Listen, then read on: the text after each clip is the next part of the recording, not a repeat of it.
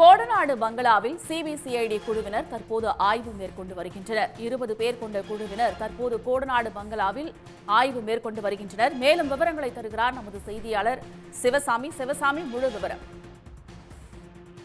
கோத்தகிரி அருகே உள்ள கொடநாடு பங்களாவில் கடந்த 2017ஆம் ஆண்டு கொலை மற்றும் கொள்ளை சம்பவம் நடைபெற்றது. இந்த சம்பவத்தின் போது இரவு காவலாளி ஓம் படுகொலை செய்யப்பட்டார்.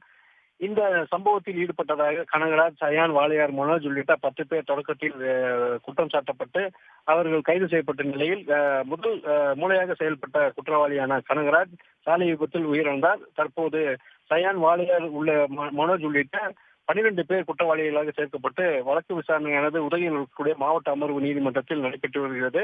அதே போல இந்த வழக்கை பொறுத்தவரையில் தொடக்கத்தில் சோழர் மட்ட போலீசாரும் அதனைத் தொடர்ந்து ஏடிஎஸ்பி கிருஷ்ணமூர்த்தி தலைமையிலான தனிப்படை போலீசாரும் வழக்கை விசாரித்து வந்த நிலையில் கடந்த ஓராண்டாக இந்த வழக்கை சிபிசிஐடி போலீசார் விசாரித்து வருகின்றனர். அதாவது விசாரணை அதிகாரியாக சிபிசிஐடி போலீஸ் ஏடிஎஸ்பி முருகவேல் நியமிக்கப்பட்டு தொடர்ந்து விசாரணை நடைபெற்று வருகிறது.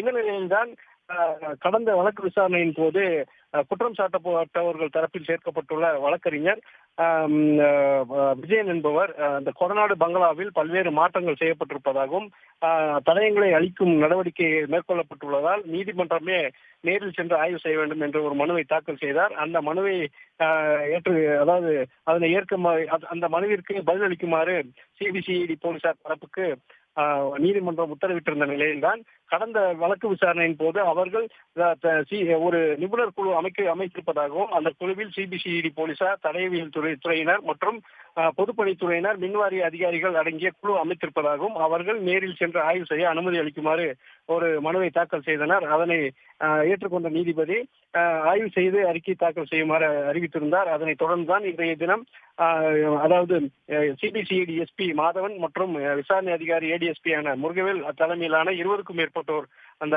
தற்போது கொடநாடு பங்களாவில் ஆய்வு செய்து வருகின்றனர்.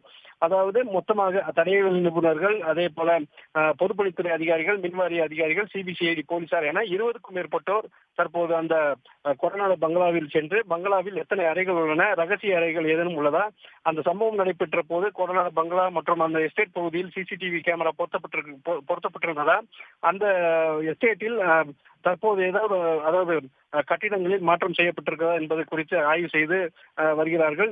சுமார் 3 மணி நேரத்துக்கு மேலாக இந்த ஆய்வு பணியானது தொடர்ந்து வருகிறது. இன்னும் இந்த சற்று நேரத்தில் இந்த பணிகள் முடிந்து அவர்கள் வெளியே வருவார்கள் என்று எதிர்பார்க்கப்படுகிறது. நாளைய தினம் உதகையில் இருக்கக்கூடிய மாவட்ட அமர்வு நீதிமன்றத்தில் சிபிசி இந்த கொடநாடு கொலை வழக்கு விசாரணைக்கு வர உள்ள நிலையில் இன்றைய தினம் அவர்கள் அந்த நிபுணர் குழு ஆய்வு செய்து வருவது குறிப்பிடத்தக்கது.